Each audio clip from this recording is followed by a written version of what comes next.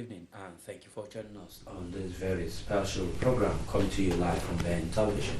As we put on our social media handles, Facebook, Twitter, and of course every other social media outfit that we run, also in connection and partnership with our other media partners. We're bringing to you information involving Goyle Bradrush. Of course, let me just quickly establish this information. Goyle Bradrush was James Ibori's solicitor. I mean, very many of us, we do know who James Ibori is, a former Delta State governor who was convicted, who pleaded in a case of money laundering and was convicted in February 2013. Goyle Bradrush was also convicted in November 2010.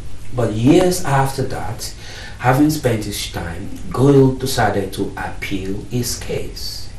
In the course of appealing his case, the CPS, that's the Crown Prosecution Service, decided to charge him again for attempting to pervert the course of justice. He lost indeed that case at the appeal, so he was charged, and he had to face the CPS and the law again.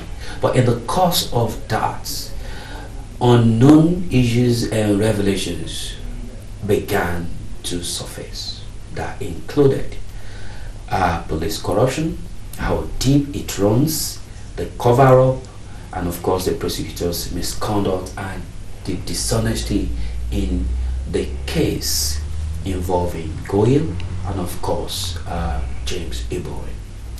It's no longer news. It's been out there in the mainstream media how this so-called investigation seems to have been corrupted, to say. And the eventual outcome of this was that the prosecutors involved in this case now, following media backlash and the success of Goyle in proving before the court that the officers and of course the prosecutors have been involved in dishonest misconduct in run-up to his conviction, I say. So today we want to review issues around Goyle and of course the deep-seated corruption that have been uncovered, including the misconduct and dishonesty of either or of both the police and of course the prosecutors involved in his case, and of course James Ibori's case.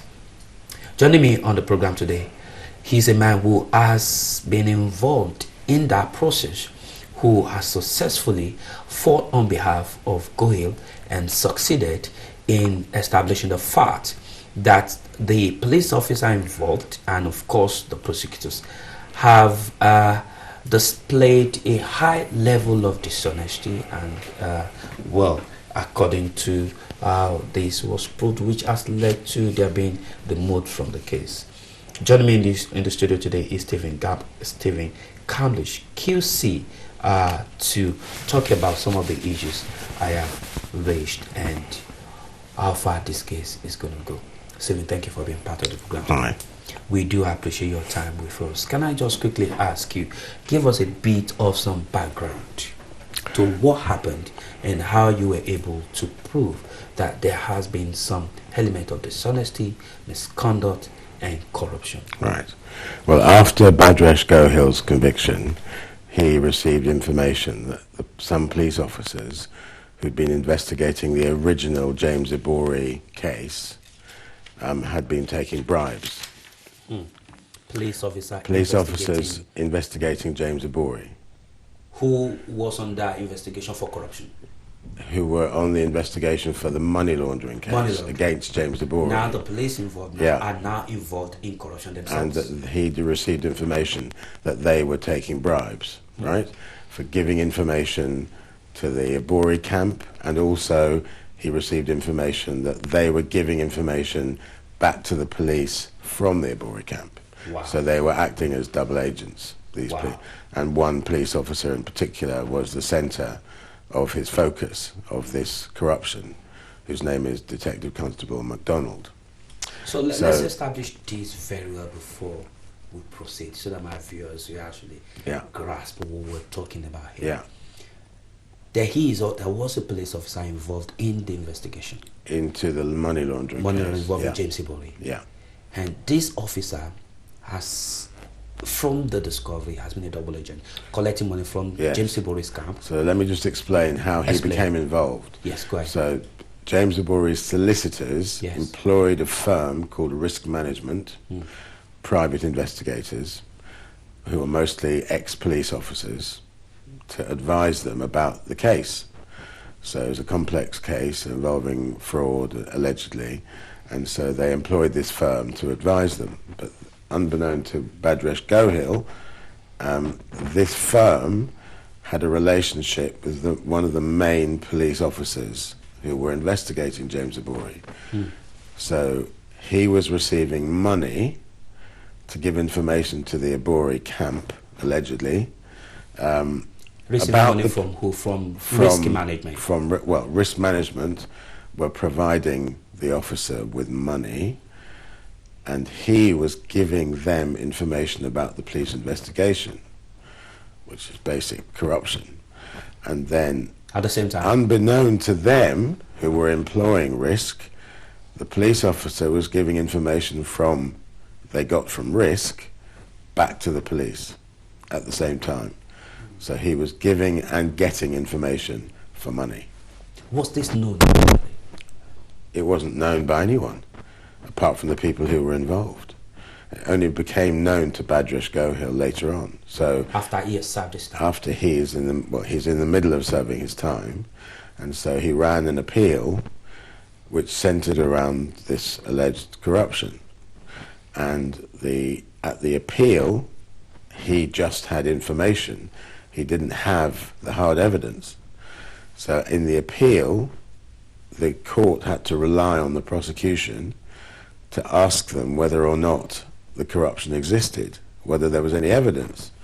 And the prosecutor told the Court of Appeal there was no evidence, that there was nothing to disclose on this appeal. So basically the prosecution was saying it's all nonsense. And then they charged him, Bhadresh Gohil, with perverting the course of justice, i.e. lying about the corruption. And they used this as a tactic to prevent the appeal succeeding. So there you have the Court of Appeal judges listening to the defense submissions saying there is corruption here, and listening to the prosecution saying there is no corruption here, and they then charge him just before the appeal with lying about it. So the Court of Appeal are going to say, which they did, that the corruption didn't exist because there's no evidence. So that's how he came to be tried after losing his appeal. And that was on the part of the prosecution giving false information. False information. Misleading the court. Would that Misleading be? the court, absolutely. We now know, because I was representing him in the forthcoming trial, that there were hundreds of documents, which have now been disclosed to us, many of which point to the fact that there was corruption. So payments, meetings, telephone calls, tip-offs, cash payments into a bank account, all of this indicated corruption on the part of the police. And nobody knew about this. Metropolitan Police. Yes. And nobody knew about this because the prosecution said there was nothing to disclose at the appeal. But when you get to the trial, you then go through a disclosure process, and lawyers ought to, and nowadays do, ask for disclosure of the material which indicated corruption. So myself and my junior and my solicitor wrote application after application to the prosecution for information about corruption, and slowly it began to come out. So then we had a body of evidence which showed that corruption did in fact exist, and that the prosecution had misled the Court of Appeal about its existence. And this process went on for 18 months. And eventually there was so much material which showed that the corruption existed and they'd covered it up that the prosecution dropped the case. So suddenly, So they dropped the case on the against day of Bhadresh. trial, they dropped the case. And they didn't tell us why they dropped the case. So they're still not telling us what's really going on. They're telling us absolutely nothing about why they dropped the case. But the only reason can be either that the corruption existed or that they covered it up, or both. Okay, now let's establish a bit of some information here. This police officer that was involved in that investigation, who incidentally served as a double agent collecting money from risk manager, who was supposed to be working for James Ibori at the same time, collecting money from the police. Who was funding that investigation? So there's a unit called the Proceeds of Crime Unit, who were the investigating officers of James Ibori and then of Bhadresh Gohil, because he was added to the charges for doing the same thing allegedly, and the officers were being paid for, I'm not sure whether their entire salary is paid or most of their salary is paid, by the Department of International Development in the UK, DFID. Yeah. So DFID were funding the police investigation. So it was clearly in their interest that it wasn't a corrupt investigation. And when the corruption started to come out, it was covered up. Okay, now let me put this straight to my viewers. DFID was funding that investigation involving money laundering James Ibori. By both James Ibori and allegedly Bhadresh Gohil. Okay. Do you by any means know if DFID has any form of relationship with Nuhu Ribadu or the EFCC? I mean, we know they have a relationship with the EFCC because they have to deal with each other in terms of their business, and the EFC is an investigation organisation. They have to rely on EFCC officers to get information for them when they're carrying out investigations. So yes, the answer is there is a relationship. We don't know the depth of it. We don't know whether it's a proper relationship or a partly improper relationship. We just don't know. But these are questions we're currently asking. But in the course of that case, you were able to establish that EFCC and DFID has or had some form of relationship? They have always had, because they're investigators, the EFCC. In the course of your interaction with Gohil, did you by any means know if DFID has any form of relationship with James Ibori? DFID own various companies, one of which is the Commonwealth Development Corporation, CDC, and they had a business relationship with James Ibori in several companies. So let's establish this very well. CDC is a business arm of DFID. Yeah. So DFID, CDC has commercial and financial relationship with James Ibori. Had with James Ibori. Yeah, so I understand. So there is a kind of business relationship between, let's put it literally, DFID and James Ibori. Yes. Now, DFID that has had business relation with James Ibori, now funding the money laundering prosecution of James Ibori. The investigation by the police into money laundering. Yeah. Oh, by the way, who owns DFID? Who owns DFID? Yeah. Oh, DFID is a British government department. Oh, so DFID is a British government department. Yeah. So by the head of implication, DFID is the British cabinet. So by implication, we say British government had through CDC a financial, commercial, business relationship with James Ibori. Yes. Yes. Yes. And then they investigate him for money laundering. And then they are now investigating him. Well, they did. They did investigate him, and they got a conviction. And so, British government through DFID, CDC, that had commercial, financial, business relationship with James Ibori, convicted James Ibori. They investigated him, as a result of which he was convicted. As a result of which he was convicted. Yeah. So we had business partners fighting.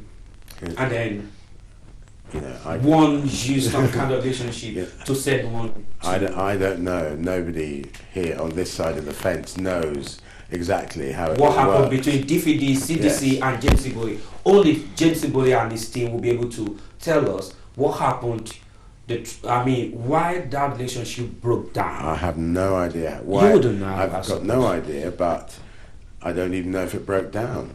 I mean, it's one possibility is that one set of people in DFID investigated him without really knowing much about the commercial relationship. I just don't know. But one thing we do know, that there was a commercial relationship. Yeah, very definitely. Let's come to a normal business life. Why would anyone who has a business arrangement, such as DFID to CDC, with another person, now suddenly becomes an arm funding the prosecution of the other? Let's take DFID out of it. In a normal sense of life, I have a business relationship with you. You know how business works. There's always something going on underneath the surface.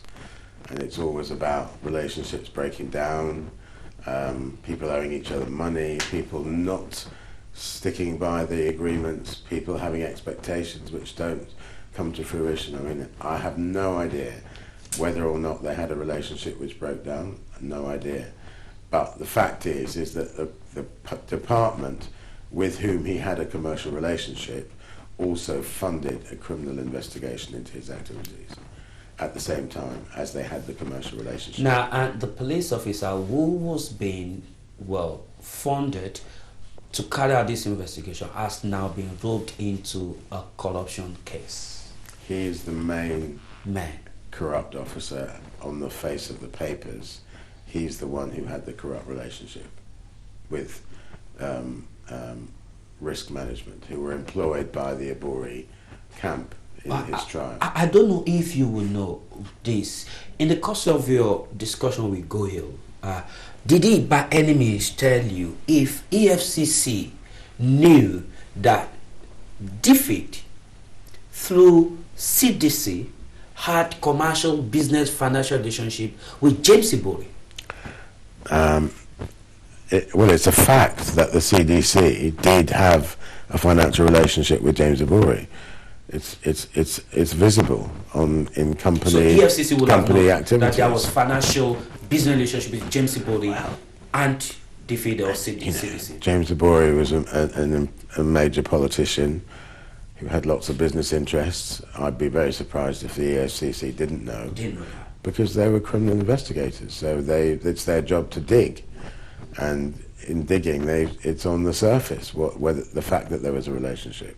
If in that case, EFCC by its version of a national money laundering investigation organization that he is on the surface, would have known that there's a kind of commercial financial monetary value relationship to James Ibori and DFID. Yeah. Would it be appropriate for EFCC to dig its head into that, saying, James, we are investigating you on behalf of DFID for money laundering? I don't know whether they acted on behalf of DFID. Nobody's told us. But there was a relationship between DFID and EFCC. Well, DFID funds the British Proceeds of Crime Unit, who travel to Nigeria to investigate the stuff going on, according to them, in Nigeria. And when the British police go to Nigeria to investigate, they have a relationship with the EFCC. They're their counterparts in Nigeria. So everything that DFID does is, at least in part, known to the EFCC because they work together. Okay, now, Goyi was convicted initially by a jury. Mm-hmm. In the course, of course, you were representing Goyle. He must have told you something about the jury. Did you by any means know the constitution, how the jury was constituted, or the people, the jurors? Well, it wasn't him that told me, because at the trial, it became clear that one of the jury members was a senior DFID manager, and she was in fact the foreman of the jury. She was the foreman of the jury. The foreman of the jury that convicted him. And she was a DFID senior employee. At the time of the trial for DFID. Now, the judge decided to leave her on the case, I think that was a bad decision. I think that if DFID are funding the prosecution And they or have an funding the employee. investigation and there's a DFID employee on the jury, you'd think, wouldn't you, that you just get rid of that juror out of an abundance of caution, and they didn't. Now, I can't say that that juror played an improper role in the case. I have no idea. No one does. But if But you- on the surface, On the surface. it doesn't look good, does it? Doesn't look good. No. That an employee of an organization funding an Yeah. investigation is sitting on top of a case that will decide who is guilty or who is not guilty. Yeah. It doesn't look good. No. It's like having, say you were charged with an offence of punching your neighbour, yes? And having the neighbour's uncle on the jury. You'd say get rid of that uncle, just in case. How would you describe this entire web of investigation and conviction? Murky. Yeah. I mean, I know it's murky because things came out during the run-up to the trial, document after document. I mean, there were 120 phone calls made between risk management, who were working for ibori, and ibori solicitors, and the Metropolitan Police during the investigation. Why would there be 120 phone calls between the police and the other side? Because risk were on the other side. So there's never been an explanation for it. And these are only landline numbers. So who knows how many mobile phone calls there were between the police and the ibori camp. We have no idea. Okay, now let me go again further. By any means, EFCC was involved in that investigation. DFID was involved in that investigation. Well, hold on, but I don't know the extent to which the EFCC were involved because nobody's told us. There were no EFCC witnesses. All I can say is that when the British police go to Nigeria, they use the EFC to help them investigate. Okay, I can put to you, I was at the court. Nuhu Ibadu was a witness of the CPS. Well, we never got to the trial, so whether or not... I was there. Yeah? And I saw him in the witness box. At the original trial? Yeah, Yeah. No, I think Because confiscation trial. The 3 weeks confiscation right. trial So that was... Not for Badger's Go Hill? No, not for Badger. Right, okay, I understand. Okay, let me come back. What I want to prove is this. What I want to bring out is this. After Nuhu Ibadu, who was sitting on top of EFCC investigating James Ibori, left EFCC, do you by any means know if he had further relationship with DFID in terms of working or something? I have no idea. Did Goyle by any means tell you whether at some point he headed or work for DFID at some place outside Nigeria? You know something? I've asked these questions in writing and we're waiting for the answers. Okay. Okay, all right. Let me quickly ask this again. While this investigation was going on, conviction carried out, my viewers to say, oh, it's not important. James Ibori pleaded guilty to money laundering. It doesn't matter whether there was corruption. It doesn't matter whether the police was corrupt or the Crown prosecution or DFID had financial relation with James Ibori that broke down and became murky. The fact was, James Ibori pleaded guilty to money laundering. Well, firstly, sometimes people plead guilty for the wrong reason. It does happen. I've had it in my career where people believe the evidence is too strong to fight. People get the wrong advice. Their barrister might say, you'll get a much lower sentence if you plead guilty. It's the barrister's job to say that.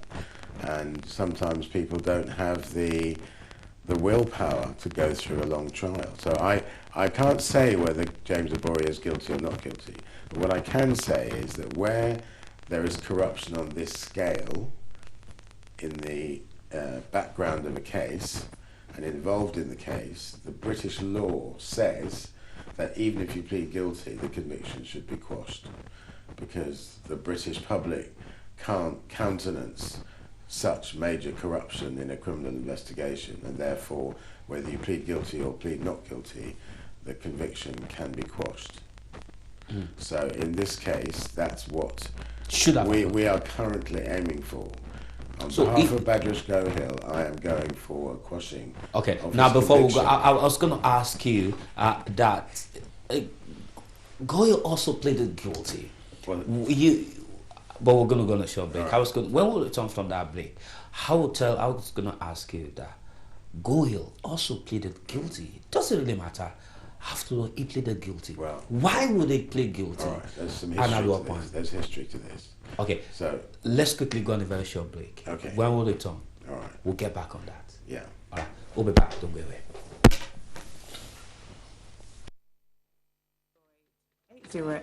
808-5789. KeyRight, the right key for your property investment.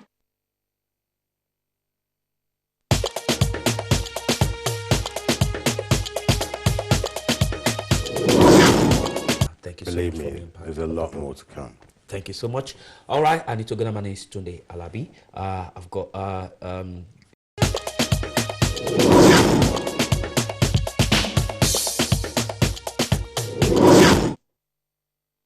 All right, welcome back. This is a very special program dedicated from Ben Television to revealing to our viewers across UK, Europe, and indeed Africa, with specific reference to Nigeria.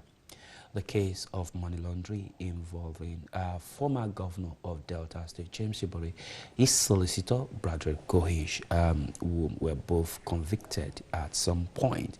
However, in the course of time, revelations that we have been talking about came out. There has been corruption, dishonesty, and of course, actions that are not compatible with elements of fair trial and justice on the part of both the prosecutors and the investigating police officer. Still in the studio with me is the KOC, the Queen's Counsel, who has been on the lead defense counsel to Brother Gohill, and who has succeeded in uncovering many of these revelations. Stephen, thank you for your time one more time. Let me ask you, before we went on that break, I was asking you, my viewers will say, well, it doesn't really matter. James pleaded guilty to money laundering. But you just said people can plead guilty from your experience based on several circumstances, advice from their solicitor, barrister, and of course, social and other circumstances around them. Would that also be the case? Well, actually, or why would Gohill All also? right, so Badrish Gohill's plea of guilty was very much out of the ordinary. So he'd had the trial of money laundering, a long trial, and he was convicted. A jury first convicted him. The jury with the DFID employee as the foreman of the jury, yes. And he then had to face a second trial. And that probably broke him down. Well, Who would that be first? He was very much a broken man at that point. You know, to go through a long trial, he'd been a solicitor and now he was convicted. He had to now face a second trial, very shortly after the first one. Can I ask you, did he not know at that point that the jury foreman was an employee, a senior employee of David? Yes. He didn't know. He did know that because it came out. But the parties in the first trial, with the DFID person as foreman, did not submit to the judge, his own lawyer, did not submit to the judge that that person should not serve on the jury. Could that form a basis for an appeal at some point? It did, and the Court of Appeal said no, that's not a good enough point for appeal. Okay, let's go on. Why he pleaded guilty? Let's go on. So after the first trial, he faced a second trial, and he received advice from his then QC that he should plead guilty. And even though he had maintained, and still maintains, that he was not guilty. And his plea of guilty, I've seen documents, was not a true plea of guilty because he was maintaining to his own lawyers that he wasn't guilty. Excuse me. And I've seen a document from his own QC at the time in which the QC accepts that Badrish Gohill did not say he was guilty. He was maintaining his innocence. So he was persuaded to plead guilty on a promise of a shorter sentence, and for a number of other reasons. But I can categorically state that Badrish Gohill has not admitted to any of his lawyers that he was guilty. And as a result of his plea of guilty, other prospective defendants, including James Ibori, also pleaded guilty, because it was a domino effect. And so Badrish Guilty's plea, which I'm going to suggest in due course to the Court of Appeal, was not a real plea of guilty, caused others to plead guilty. Because the fact of his pleading guilty became evidence against the others. You understand? It's in most countries, if somebody pleads guilty to an offence, that fact of the plea of guilty means the offence took place. Yeah. So then it put others in a difficult position. So they all caved in, as it were.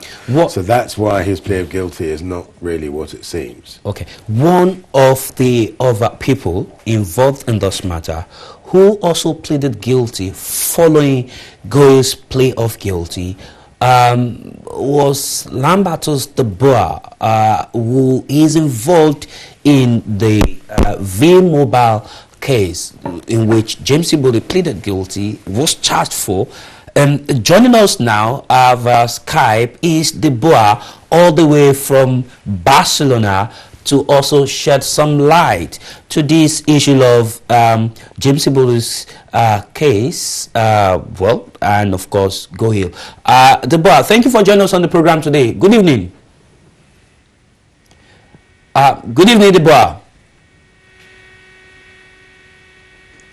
Hello, can you hear me?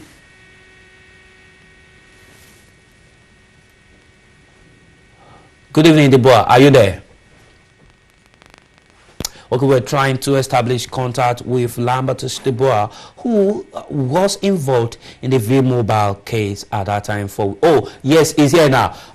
De Boer, thank you for joining us on the program. Good evening. We're just trying to establish some audio contact. We can't see you. Can you hear me? Okay, I think we need to, while we're trying to establish that contact, let me get back to Stephen in the studio here. We'll be able to bring to you as soon as we're able to do that, De Boer. De Boer was one of the people who pleaded guilty. In the course of James Ibori's case, one of the issues, money laundering case that was brought against him was V-Mobile. Huge sum of amount of money. And the man that was at the... Oh, okay. I think we've been able to... You should hear me now. Fantastic. We can hear you, De Boer. Thank you so much. How are you today? Let's start from there. I'm in good shape. All right. You are joining us from Barcelona today.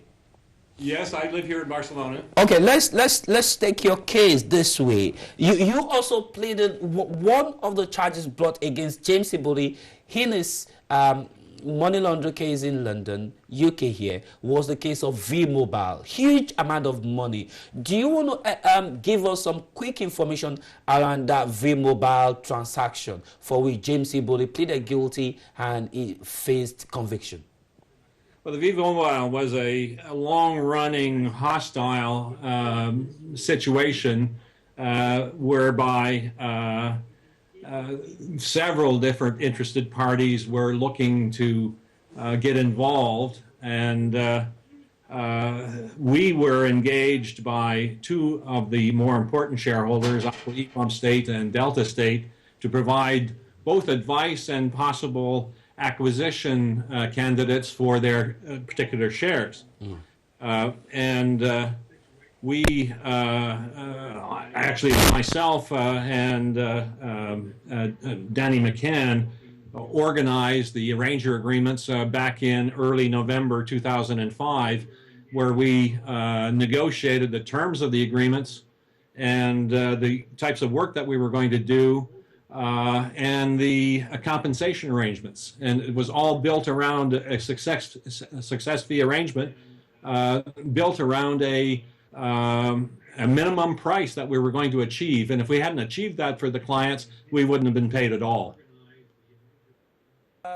V-Mobile, was it a James Ibori's idea, or how did this involve James Ibori? You want to give us some information or background? Oh, no, it wasn't. The company needed financing. I mean, for about 3 years, it had been starved of capital, and it was losing market position as a result of that. And that basically evolved or devolved from this fight at the boardroom level with Econet Wireless International, Strive Maziiwa, who had been an original shareholder back in 2002, who was stripped of his ownership in 2003 because he didn't deliver the funding that he was supposed to do. Okay. And that was the genesis, really. When he didn't deliver, that's when Aqua Ibom State and Delta State and possibly Lagos State got involved to provide the critical funding that the company needed. But nonetheless, for that period of time, it was always short of capital and losing market position.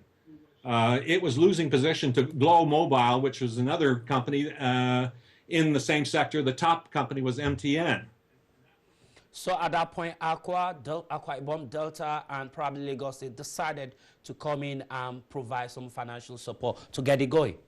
On the earlier days, and then we got involved after discussions both with Aqua Ibom and Delta State, and we actually did have discussions with Lagos State to represent them as well. Did the transaction go well with Delta State? Were you able to get Delta State on board? From about the September, October 2005 through the second quarter of 2006, had a very critical role in the evolution of the transaction. We had several discussions with Econet Wireless International, who was a putative acquirer of V-Mobile, and we actually had discussions with them. And I don't know for what reason Strive Maziiwa didn't follow through on what we had brought to him, whether it was for a lack of funds on his part, or whether he had a larger motive in driving the underlying company, V-Mobile, into bankruptcy, which would have happened if the Celltel deal hadn't transpired. So James Ibori pleaded guilty to the V-Mobile transaction. How did this actually get to James Ibori? For the life of me, I never understood that. Mr. Ibori wasn't involved in the transaction. Sorry, say that again. Did you say James Ibori was not involved in the V-Mobile transaction? He was not involved in the transaction as it evolved. He was involved in giving consent to our arranger agreement that I had negotiated with one of his representatives, as I had negotiated with the representatives of Aqua Ibom State and their industry promotion agency, Akipoc. And so when he gave consent to that, after that, he had no involvement whatever. So let's establish this case very well here. We had Aqua Ibom State gave consent, Delta gave consent. Along the line, sitting on top of Delta State was James Ibori, convicted, prosecuted, and convicted over that, but Aqua Ibom was never. How? Would you want to explain to me what really happened there? If well, I don't understand it either. You didn't understand either. For the life of me, I didn't understand Mr. Gohill's position. And when Mr. Gohill pled guilty, my barrister just threw me under the bus. Then it became, when he pled guilty, it became criminal proceeds, the fees that we earned, and of course, myself and Mr. McCann had handled them. And so it was plain simple for the barrister. They just felt that I had money laundered. So which wasn't the case in my mind ever. Let me further establish the other parties involved in the V-Mobile transaction business or arrangement. Do you by any means know if other parties probably included CDC? I wasn't aware that the CDC had an involvement until more recently. The CDC, as I now know, was the second largest shareholder of Celltel, the ultimate winning bidder. And I didn't know that at the time. And there were other aspects where CDC had been involved. CDC had invested a lot of money with a private equity group called Emerging Capital Partners, which is based in Washington, D.C., with important offices in Johannesburg. I knew these people for the long time in separate relationships in New York and in Washington. Now, I had been retained by Delta State to negotiate a position that they held in one of their subsidiaries directly owned by the state, O&O Networks, which owned V-Mobile shares that had a problem. The shares could not be tendered to the Celtel bid because they had a ROFR, a right of first refusal issue, when they originally acquired them. So I was negotiating with them, and all of a sudden I was shoved off the scene, and I didn't know why. As a matter of fact, they broke our contract, the arranger agreement, for that aspect of that negotiation, and I was thinking of suing them at the time. But I didn't do it because it would have been too much trouble. And now I learn that it was CDC together with ECP that wanted to buy those shares and wanted us out of the way.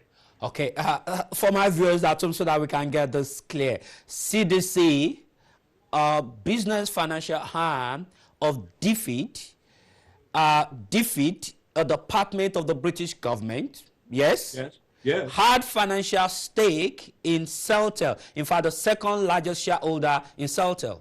I understand that to be the case Wanting to probably take over V-Mobile that Delta State was probably also interested in.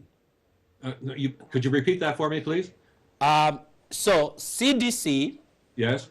a business arm of DFID, Right. a department of the British government, Right. now has interest in Celtel. In fact, the second largest shareholder in Celtel. Yes. Yes. And Yes. Celtel was having a kind of financial relation with V-Mobile. Well, they had discussions with V-Mobile Okay. for a good period of time. Fantastic. And they mounted a proper bid that finessed to an extent the problem that every bidder had with Econet Wireless and Mr. Strive Naziiwa. So Delta State now, including Akwa Ibom and Lagos, now became part of the party involved. They sold their shares to Celtel. I mean, there was a 65% bid. So in the sense that there were a number of shares that couldn't be tendered, Delta State got more of their shares off into the offer than other people did. So what we'll say by implication, there was a kind of Delta State under James Ibori was trying to confrontation involved in, well, V-Mobile, Celtel, CDC matter. Well, I don't think it really, that didn't enter into it. Like Ibori was well in the background. He was not really involved in any of these machinations. Why would he plead guilty if he was not involved? I don't understand it. I don't know. I can't speak for him. Wow. But because you're at the center, you knew he was not involved at all. Not involved in the M&A process, if I can call it that. He was never present in any activity, any discussions with me, with McCann, with other lawyers, the other bidders, as best I knew it, never present. But you also pleaded to my guilty. knowledge. You also pleaded guilty.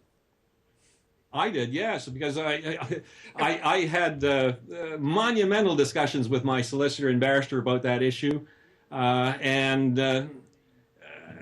Before Christmas, I pled on the 20th of December of 2010, and the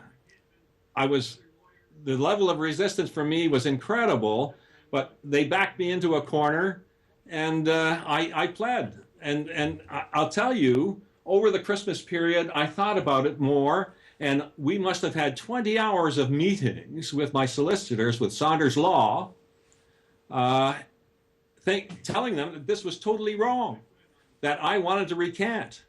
And they pursued me aggressively throughout this whole period of time that, Mr. Kinch would back away, he would vacate, He would be embarrassed is the legal term that's used, and he would have been embarrassed because it just, I don't know, what the advice was that he gave to me, or what happened, but it was incredible. At the end of the day, I mean, he mentioned to me that if I pled guilty, I would get 16 to 18 months and likely suspended. That didn't happen. Wow. So, if you were to look back now, would you have said, I wish I had not pleaded guilty to a case I did not know anything about? Oh, absolutely. And I wish I'd, proper defense. And there were many issues that we were trying to get a proper forensic M&A report from a city firm, and we had long discussions with Moore Stevens. They would have done a thorough job of this entire M&A exercise, and it would have shown the legitimacy of our arranger agreement, plus the fact that we were very good at what we did. We were very successful for our clients. We achieved a return, a yield to our clients, Aqua Ibom and Delta State, twice what they otherwise would have earned without our involvement. Why was Delta State singled out in a transaction that probably involved 3 states, Aqua Ibom and Lagos State? Why was Delta State, where Ibori was sitting as the governor, singled out? Why did they actually go for Ibori and not Delta, and not Aqua Ibom or Lagos State governor? I can't speak to that. I can surmise, I can guess, I can speculate, but I can't speak to that. Let's read into your mind your speculation. Can you speculate? Let's see. Why do you think? I don't know, but I do Speculate. know. Let's see. Probably you could help us here. Well, they were after him. I mean, there was a political falling out in the background as between Mr. Obasanjo. Okay. But we're getting into a ground of speculation. I mean, there was a third-term ambition of Mr. Obasanjo at the time. There was a confrontation between Mr. Ibori and Mr. Obasanjo on that. There was a great amount of controversy. And what happens is that if people don't play ball, sometimes the president of Nigeria will use the EFCC as a political instrument. Wow. And that happens. Political instrument against his own citizen. Yes. So you will say from your speculation that James Ibori was a victim of political game. In certain senses, yes, but that's a little reach to. I'm no expert in Nigerian politics. Okay, let me put on hold there. Let me come back to the council in the House. Mr. De Boer needs some legal advice. Yes, I wanted to say this, that, look, he pleaded guilty to a genuine transaction. James Ibori pleaded guilty to a transaction that he was not financially involved. Gohill pleaded guilty. Web of guilt. The most amazing thing is that Mr. De Boer said they were going to get or were awaiting a report which would prove the legitimacy of the entire transaction. And yet he pleaded guilty. I'd love to have seen such a report, and I don't know, is it in existence, Mr. De Boer, this report? Well, the point was, Moore Stevens wanted a £45,000 retainer to prepare the report, and I was on legal aid, and the Legal Service Commission outright refused. We went back to Moore Stevens and reworked the mandate, and renegotiated it to £36,000, and it was outright refused again. Right. We went to the Legal Services Appeal Tribunal, and I've got to say I've never seen an appeal tribunal and solicitors in it as biased as that. They were going to refuse even before they heard the evidence. And well, I prepared a bundle where I have the transcripts from those hearings and the presentations made, and it makes for abysmal reading. That was my experience on many occasions. I'd like to see that bundle, actually, because it seems like you were defeated by the administration of justice in Britain refusing you funding for something that could have effectively proved not only your innocence, but the innocence of all the parties involved. Well, absolutely. We had massive discussions about that with my barrister of the day, Mr. Christopher Kinch. And Kinch's response, when we sort of downscaled it to a letter, and the letter was used for mitigation purposes, not for the trial because I pleaded. He says we don't need a Jaguar report when a Ford Mondeo report would do. But I mean, it didn't threw me under the do. bus. It didn't do, did it? That's the whole point. I need to release Mr. Debois. We're going to bring you back at some point because hopefully James Ibori's defense counsel and family members are probably watching this program. They will want to send a representation to this program at some point because the whole thing is looking like nobody's. It does seem we're looking at going, but it's the web. But now we cannot get full detail of what happened that involves him, because these people are not here to speak, but they can actually speak for him here. But it does seem from what the boy has said that it's a web of political manipulation, financial transaction involving CDC, defeat, police, and everybody. There's another factor, which is that the prosecution made claims about the sale price of and the bidding prices in V-Mobile, which, as I understand it, were essentially just made up. So the whole case was based on a false claims made by the prosecution about the figures. Now, I didn't appear in that case, so I can't go into any more detail, but what little I know about it makes me even more surprised that people pleaded guilty. I can make comment on that. Yeah. I mean, the prosecution, Sasha Wass, said that there was a binding offer at $8 a share. Nonsense. There were no offers. There were no binding offers. There were a lot of offers made, but none of them ever closed because of several difficulties. And one of the key difficulties always was the intervention of Econet Wireless International and Strive Mazi-Iwa in terms of he litigated and issued a writ to anybody that showed up, and most of these bids went one way or another, and they dropped.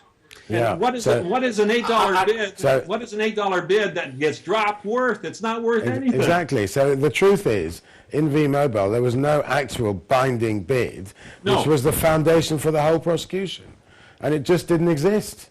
Exactly. It was pie in the sky. So this needs to be looked at. All right, Deborah, thank you so much for joining us all the way from Barcelona on the program today. No problem. We'll be calling on you at some point as Ben TV looks deep into this web of issues that has dragged so many people down. Thank you so much for joining us all the way from Barcelona. Let's come to, in one word, how will you describe this? The case, I've been in this job 36 years. I've never seen such blatant corruption, and I've never seen such a blatant cover-up by the prosecution. The prosecutors in this case misled the Court of Appeal, they misled 2 judges at Southwark Crown Court, they misled the public, they misled the defence, and they were about to have a trial continuing to mislead everyone. And the fact is, Mr. Gohill was innocent of the charge of perverting the course of justice, and they knew that he was innocent. Would you say that those prosecutors and the investigators also may have misled 170 million Nigerians as well? Yes, on the V-Mobile case, as you've just heard, it was based upon there being a binding bid, and there was no binding bid. There were a number of bids which fell away, and so the whole prosecution, the basis for it, was just fake, basically. Okay, let's read. What next now? So what next? So now that they've dropped the case against Mr. Gohill, we are going to try and reopen his original plea of guilty and his original conviction on the basis that there was corruption at the heart of both of those cases. So our next step is to litigate that before the Court of Appeal. Any chances? Very much so. Very much so. By the way, how did you come to uncover these plots that previous QCs have failed to uncover? I think the key is you just keep digging away, you just keep asking the right questions, you never take no for an answer. When you know it's going on and they say it's not going on, you know there's something there, you've just got to keep digging. And we kept on digging and we kept on digging. We forced the prosecution to employ a third barrister called a disclosure junior, and the disclosure junior is somewhat separate from the prosecutors. So we started asking the disclosure barrister the questions, and we started receiving information, which finally broke the case. If you had been involved from the start, would he have turned out this way? He would never, first of all, Mr. Gohill would never have pleaded guilty, because there was no case against him. I wish I could ask Gohill a question here. He's sitting right in the studio. I wish I could ask him to say, Gohill, would you have said, I wish I had met Stephen? I wish I had met him. Would you have said that? Okay. All right, guys. Thank you so much. Unfortunately, I can't go any further than this. But this is the first part. Trust me, we're going to have to bring you back. Beyond this case, we want to follow you to further uncover things that have been hidden, so that Nigerians that have been deceived by what you've said will know. I need to go now. Thank you Believe so much me, for being part. there's a lot more to come. Thank you so much. All right, I need to go now. My name is Tunde Alabi. I've got